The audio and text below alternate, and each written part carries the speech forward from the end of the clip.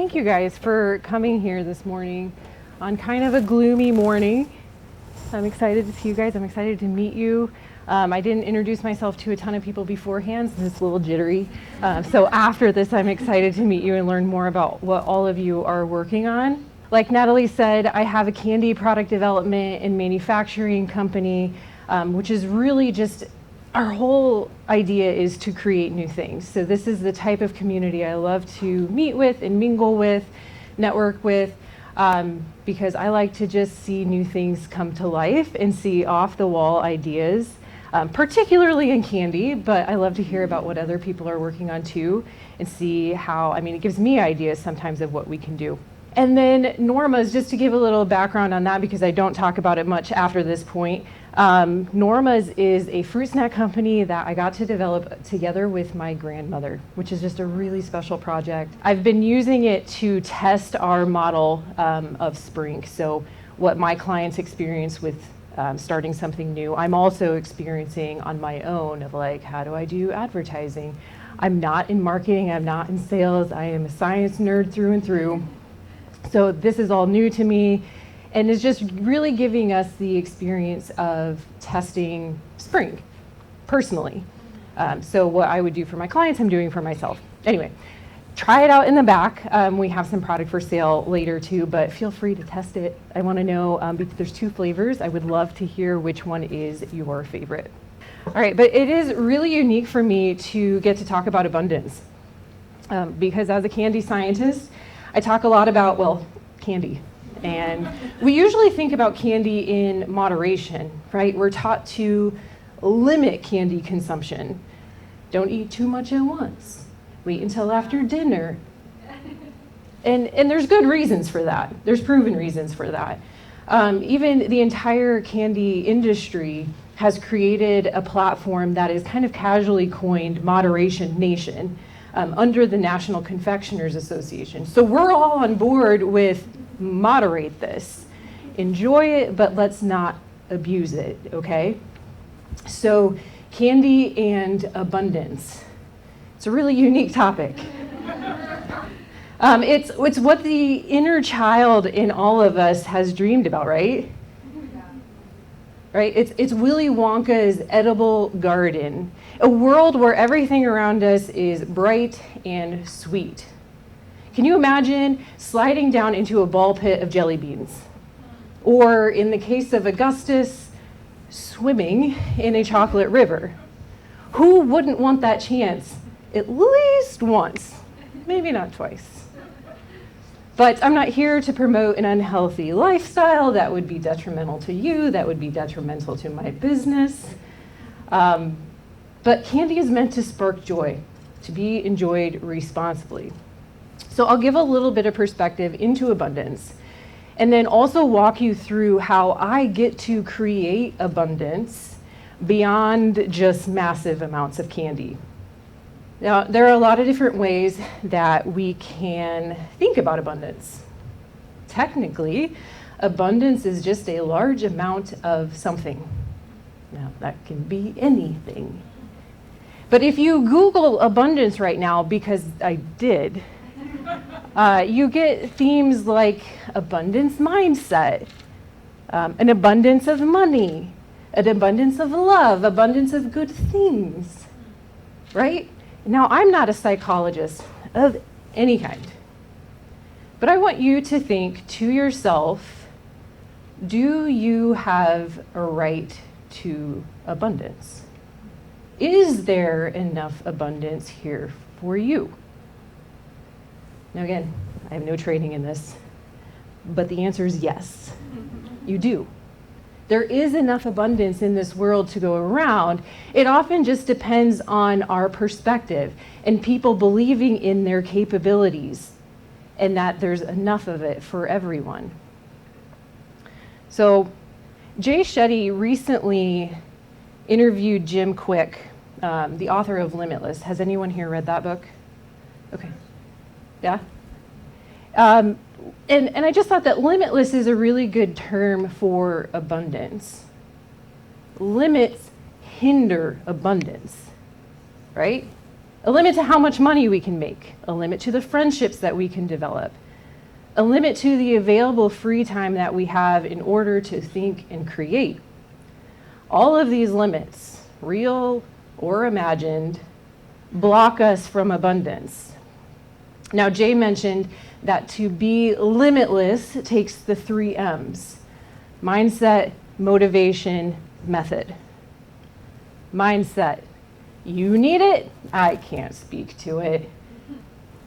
Jay explains mindset as our underlying beliefs and how they can block us. Now, you can Google mindset and get about 400 guided meditations that will bring you to the right mindset. Now, motivation. Motivation also comes from within. This is the why. This is your purpose. Now, motivation is different for everyone. I can't teach you to be motivated. I often struggle with it too. But whatever you believe your motivation is, I am here to cheer you on with it.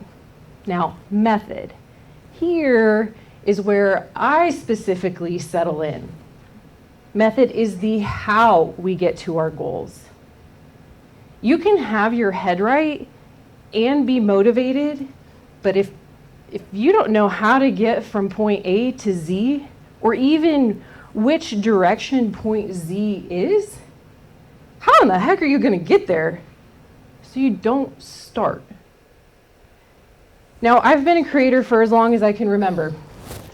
As a child, I knew I wanted to be a food inventor.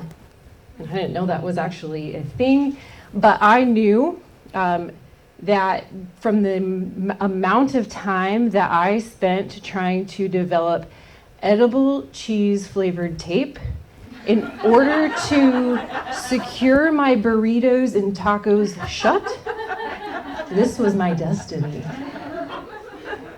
Off the wall ideas were so abundant back then because I didn't know what wasn't possible.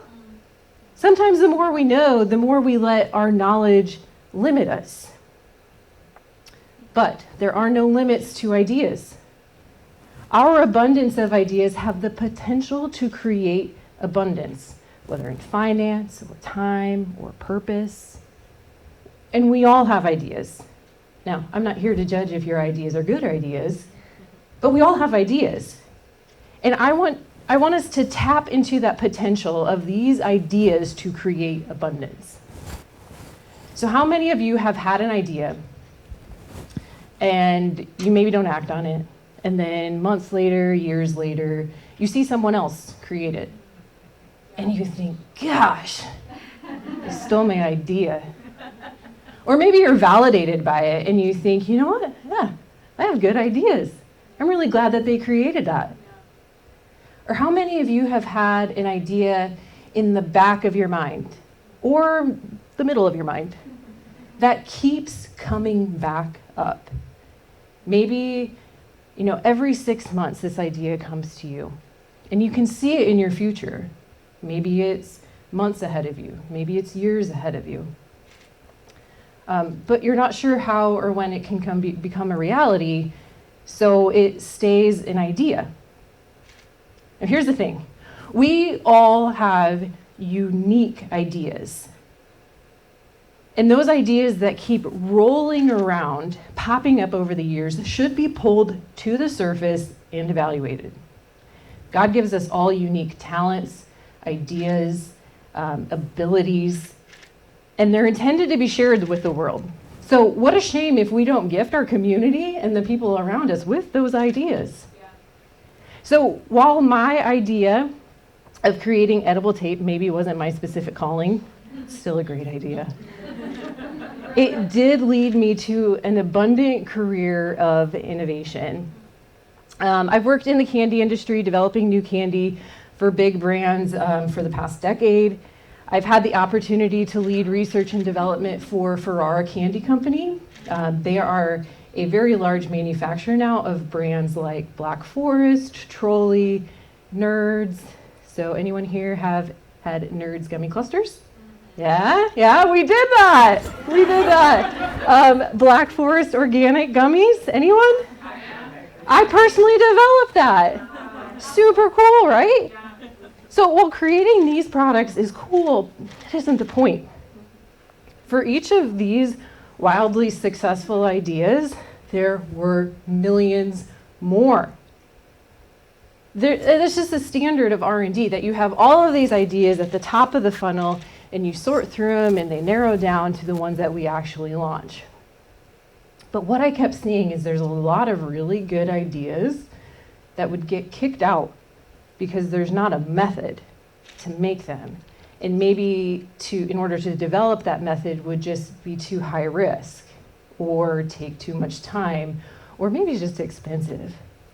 And I'm specifically talking about candy ideas here, but it's much like the many good ideas that are possibly in your head, together with mindset and motivation, but missing method. So because of these lost ideas, I had an idea. What if I created a space for all of these ideas that could be awesome if just given a chance and a method? Could I personally find abundance in that? Would it bring abundance to others? It was one thing that kept coming up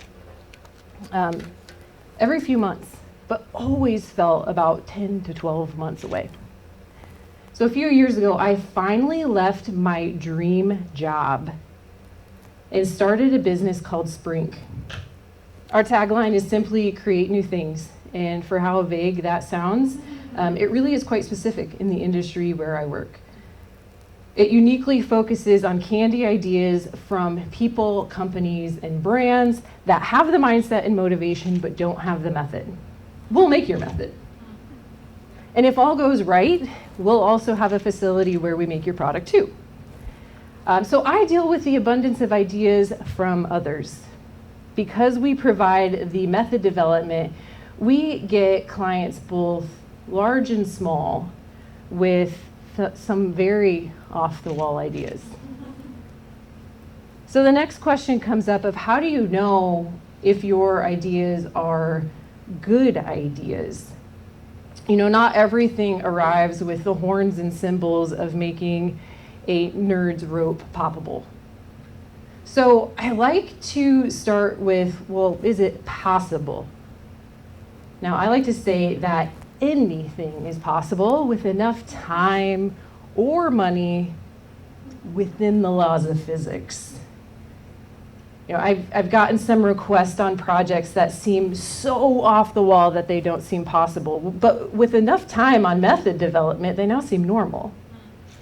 I've also gotten projects where they request putting something like 20 grams of protein into 10 grams of gummy. And I cannot bend the laws of physics, so therefore not possible. Next, in order to discover if an idea is a good one, it has to be explored. Now this sounds like such an obvious statement, and it is. But we often look at the end picture so much that we think that the first step to get there is 10 miles high. It is not. With any idea, there is generally, almost always, a first step that can be taken just to explore, see if it's feasible. You know, so if your gut is telling you that your idea is right and good, take a little step forward towards it. Talk to someone else about it. I think that's sometimes the scariest first step. Tell someone your idea. Maybe that person knows someone that can help you. Network about it. Take another small step in that direction. People often get so tied up in the issues that are potentially ahead with these ideas that they never come up to those issues because they're not moving. Just start. Move on it. And get comfortable with being uncomfortable. Creating things is rarely easy. Was anyone in the Creative Mornings with about the liminal space a while ago? My friend Anna talked about how creating things is hard because it might suck. There is a risk to that. People might hate it. And there will be people in your circle that don't understand. It's not their idea. It's not their passion. And it's hard for humans to see what can be done if they haven't seen it done before. But if we all have this mindset, innovation comes to a halt. In the book Limitless, Jim talks about the phenomenon of breaking the 4-minute mile. It was thought to be impossible to run that fast, simply because no one had done it. But once someone did break that record, the mindset had to shift to possible. And after that, many other runners broke the same goal, now to the point where it's a standard. So unless your idea that's been rolling around violates the laws of physics, don't get caught up in the idea of, well, if it was a good idea, someone would have already done it. You've been given these unique ideas to share your talents with the world. It's also easy to think that all good ideas are already taken.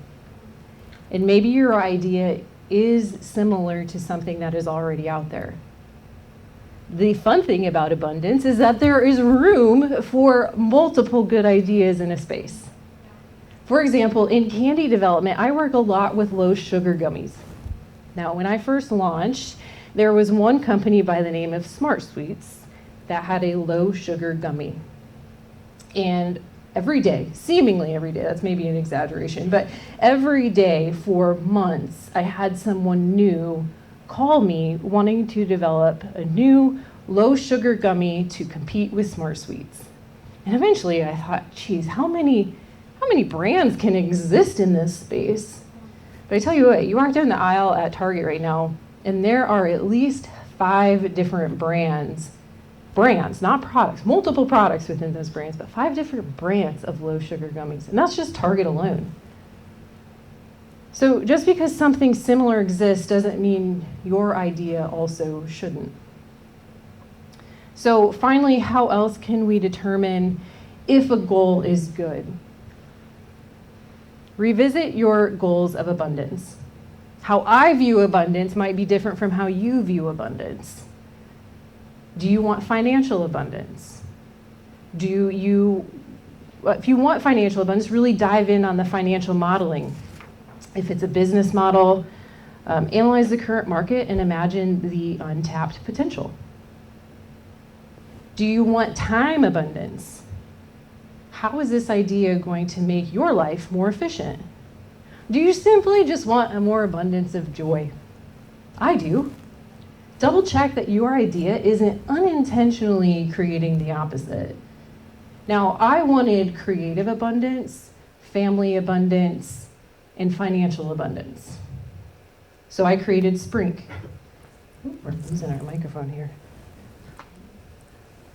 I created Sprink, a candy manufacturing company that supports wild ideas and provides the resources and space for them to come to life. But so we're allowing these ideas to come to life by honoring the unique idea that I had that made my heart beat quicken and my gut made me feel like I was behind. I've been able to create an abundance of opportunity, both for myself and my clients and their wild ideas. And I get to do it close to my family and even share some projects with them. It made a heck of a lot more sense when I started up in Chicago, where I was. But I knew that my goal was for an abundance of family and community. So I moved back to Nebraska, where I knew that they could flourish. Finally, financial abundance. I would be remiss to talk about abundance without talking about financial freedom. And sometimes talking about money makes people a little squeamish. I'm one of them.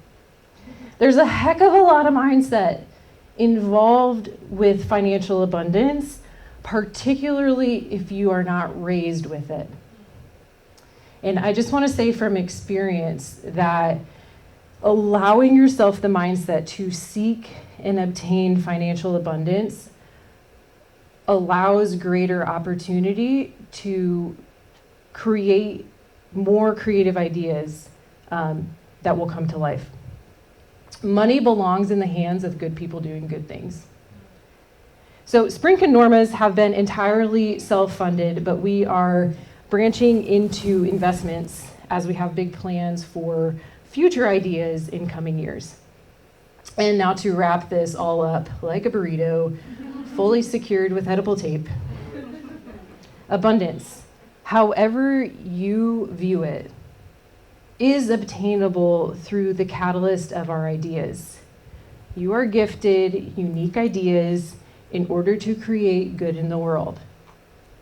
While not all ideas are good, there are ways to map out a method and determine if these ideas will lead to abundance.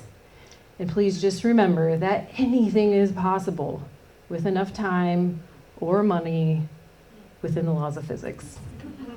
Thank you, guys.